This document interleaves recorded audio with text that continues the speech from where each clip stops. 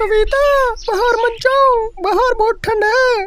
Mummy, तोता और कौआ अंकल भी बाहर हैं, ठंड के मजे ले रहे हैं बाहर घूमकर, तो हम अंदर क्यों?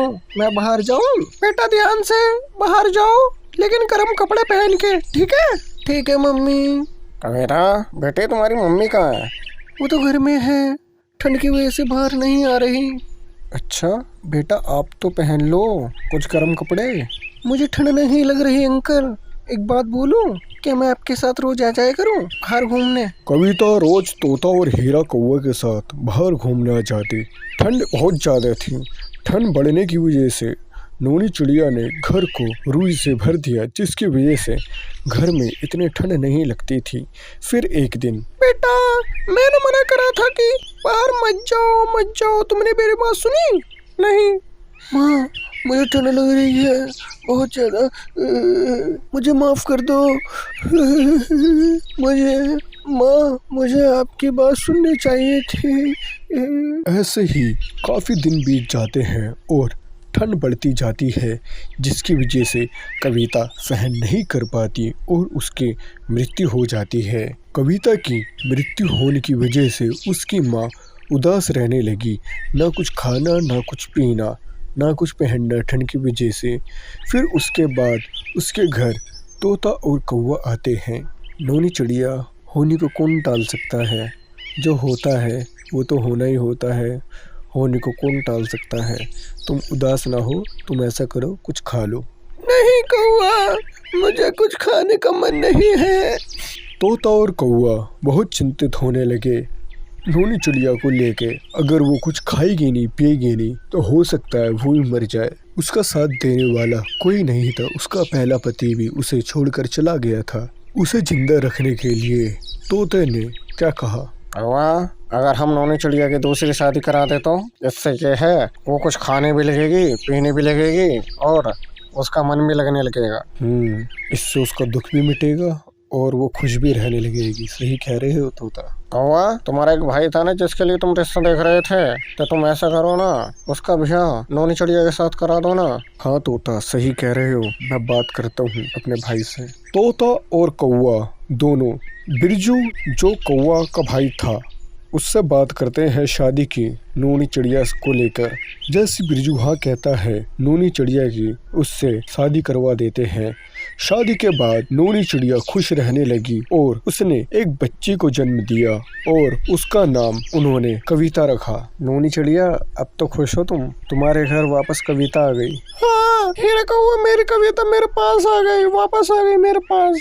फिर क्या, उधर कविता भी खुश और उधर कौवा भी खुश। उसके बाद हर कोई खुशी खुशी रहने लगा। तो दोस्तों, कैसे लगी आपको हमारी स्टोरी? अगर आपको अच्छी लगे तो लाइक और सब्सक्राइब करना ना भूलिए और दोस्तों को शेयर ज़रूर करें।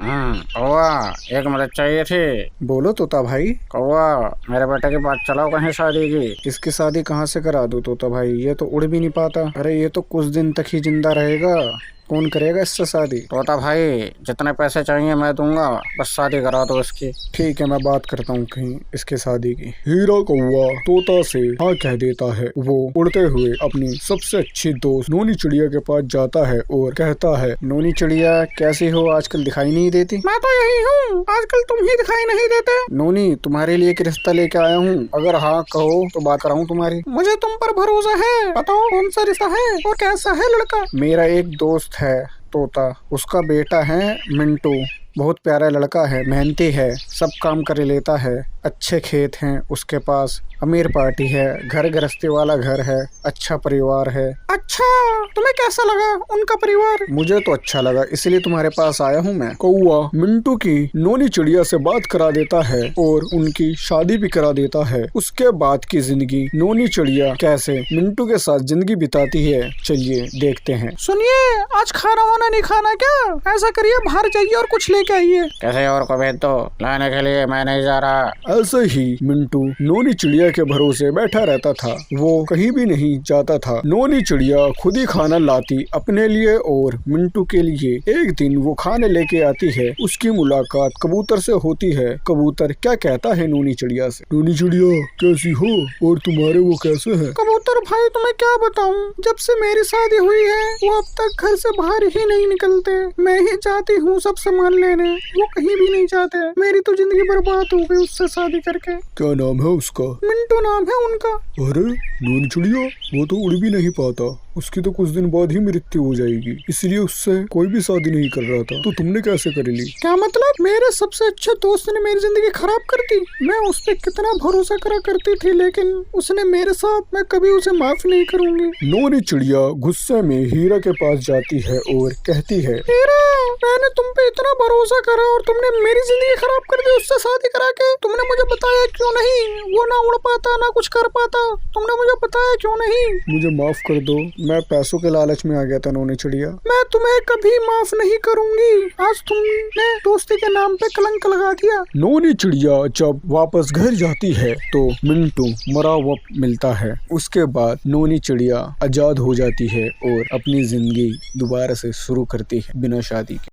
दोस्तों, नया साल आने वाला है, तो नए साल में क्या करें, क्या प्रोग्राम रखें? नौनी चिड़िया सही कह रही हो। हमारा पहला नया साल आने वाला है, तो धूमधाम से नए साल का प्रोग्राम रखेंगे। लेकिन नोनी चिड़िया, धूमधाम से अगर हम प्रोग्राम रखेंगे तो इसके लिए सामान भी ज़्यादा आएगा, पैसे भी ज़्यादा लगेंगे। हाँ कबूतर भैया, पैसे भी ज्यादा लगेंगे। तो नोनी चिड़िया इतने पैसे कहाँ से लाएंगे? सबसे पहले हम ये देखेंगे कि कितना खर्चा होगा इस प्रोग्राम में। इसकी लिस्ट निकालनी पड़ेगी, उसके बाद उसी हिसाब से पैसे इकट्ठे करने पड़ेंगे। लेकिन लिस्ट कौन निकालेगा? हाँ, हिसाब की लिस्ट कौन निकालेगा? इतने में कौवा हीरा आता है। लगता है चर्चा बहुत गहरी चल रही है। हाँ कौवा हीरा, नए साल की तैयारी करने की सोच रहे हैं। हाँ तोता भाई, मैं इसीलिए ही यहाँ आया था, क्योंकि ये हमारा पहला नया साल है और ये हमें बड़ी धूमधाम से मनाना पड़ेगा। कबूतर चिड़िया के कान में कुछ कहता है। कौवा हीरा को क्यों बुला लिया? क्या ये पैसे मिलेंगे? पहले हमें ये देखना पड़ेगा हिसाब कितना निकल रहा है। कितना हिसाब निकला तोता भैया? सब जोड़ जाड़ कर टोटल 500 रुपये का खर्चा है। अगर हम इसे डिवाइड करें तो कितने कितने पैसे आएंगे सबके पास? हम 4 दोस्त हैं, नौनी चिड़िया, कौवा हीरा, कबूतर और मैं। हम सब अगर 125 रुपये देंगे तो 500 होंगे। ठीक है तोता, हम सब पैसे लेके आते हैं और शाम को यही मिलेंगे। शाम होते होते सब अपने पैसे लेके आते हैं, लेकिन वहाँ कौवा हीरा नहीं आता। लाओ, सब ने अपने अपने पैसे जमा करा दो। अरे, इसमें तो 125 रुपये कम है, ये तो सिर्फ 375 में है। मैंने तो पहले ही कहा था कौवा हीरा पैसे नहीं देगा। मैं कौवा हीरा के पास जाती हूँ। नोनी चिड़िया उड़ जाती है और उसके गेट के बाहर खड़ी हो जाती है। गेट खटखटाने से पहले उसे एक आवाज़ सुनाई देती है। लगता है मैं प्रोग्राम में नहीं जा पाऊंगा, पैसे नहीं मेरे पास इतने। कौवा हीरा, घर पर ही हो तुम?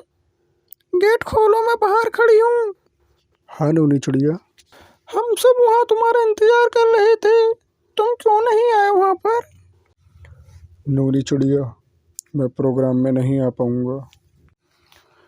क्यों कौवा हीरा? कबूतर, उन्हें इतना टाइम हो गया, वो आए नहीं। चलो चलकर देखते हैं। ठीक है तोता भाई। तोता और कबूतर उड़ जाते हैं कौवे के घर के लिए। उसके घर पहुंचते ही गेट खटखटाने से पहले वो कौवे हीरे और नोनी चिड़िया की बातें सुन लेते हैं।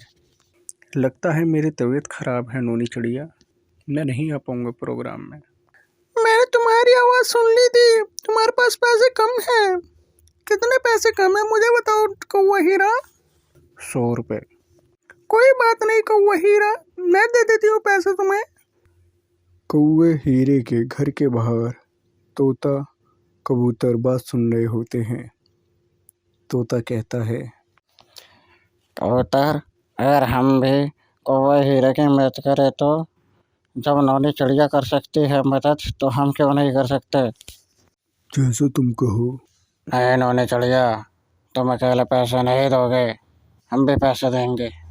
हाँ नौनी चिड़िया, तुम अकेले पैसे नहीं दोगे, हम भी पैसे देंगे। कौवा हीरा, हम सब दोस्त हैं, अगर हम सब में से किसी को दिक्कत आती है तो आपस में बात करने से हल होगी, अकेले नहीं होती।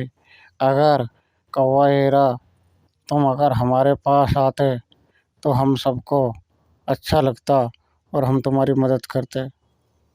मैं नहीं चाहता था कि तुम सबका मूड खराब हो, इसलिए मैंने नहीं बताया था तोता। कौवा हीरा, ये हमारा नया साल है, वो भी पहला, ये बनेगा वो भी धूमधाम से। अगर तुम नहीं आते तो हम तुम्हें उठा ले जाते। कौवे हीरे की आंख में आंसू आ जाते हैं और कहता है, तुम सब कितने अच्छे हो। कौवा हीरा सबके गले लगता है और न्यू ईयर की खूब धूमधाम से तैयारी करते हैं और नया साल अच्छे से मनाते हैं। दोस्तों, आपको